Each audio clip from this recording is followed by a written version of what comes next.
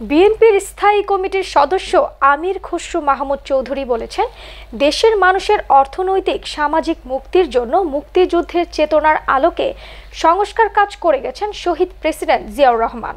গত 17 ডিসেম্বর মঙ্গলবার রাজধানীর বিএসএমএমইউ এ শহীদ প্রেসিডেন্ট জিয়াউর রহমান ও আজকের বাংলাদেশ শীর্ষক আলোচনা সভা ও গণ অভ্যুত্থানে আহতদের মাঝে আর্থিক অনুদান প্রদান অনুষ্ঠানে একথা বলেন তিনি।